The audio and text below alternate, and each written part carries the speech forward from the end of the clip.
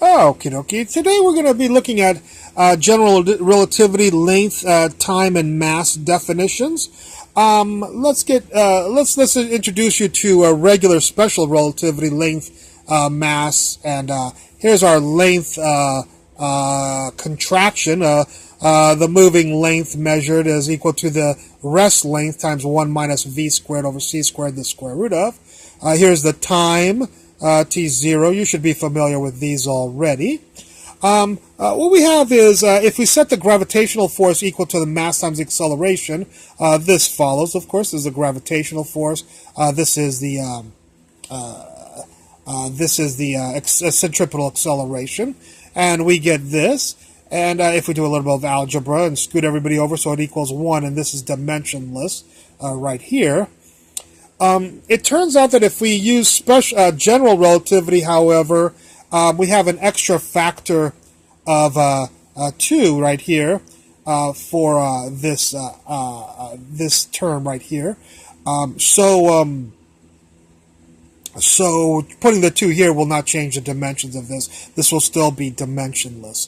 So since this is dimensionless and v over c is dimensionless, we will place this inside for v over c, and so we'll get 2gm over the radius of the object times light squared, and then all of that, of course, squared, because v over c will be equal to this right here.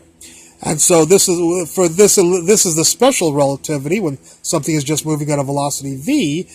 This is the equation when you have a black hole or a quasar or a galaxy or a planet or whatever you have. Even the Earth, they've measured time differences and not necessarily length differences or mass differences, but they've measured time differences even on Earth.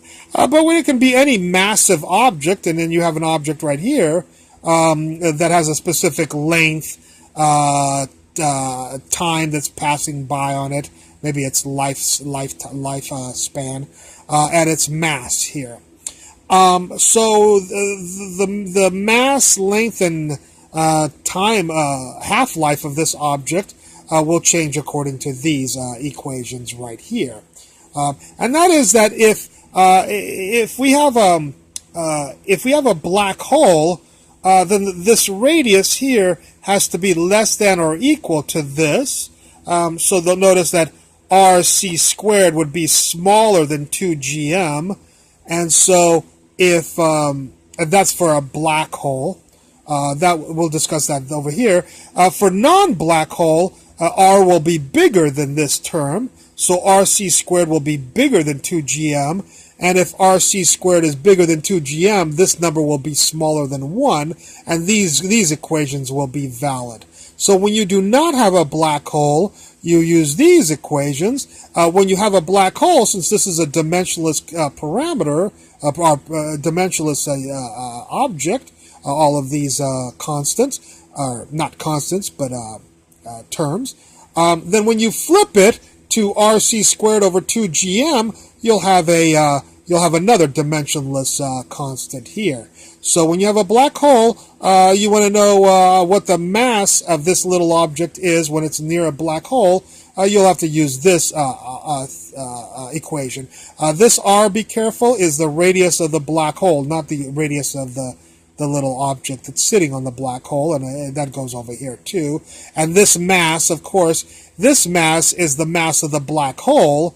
This mass is the mass when it's far from the black hole, and this mass is the mass of this little thing when it's near the black hole. So these two masses are related, but be careful, this mass is not this mass. This mass is the mass of the gigantic object. This mass is the mass of the gigantic object. These two masses are the masses of the little object right here. And the time, of course, is if this has a half-life when it's far from the black hole of 1 hour, you put 1 hour here, you'll figure out when it's near the black holes, near the edge of the black hole, and it will have a different half-life right here. So I just wanted to introduce you to how to transform special relativity equations into general relativity equations, whether it be for non-black holes, which are these three equations, or black holes, which are these three equations. These are for near black holes. I hope you enjoyed this lecture, and I look forward to any comments at the bottom. Thank you very much.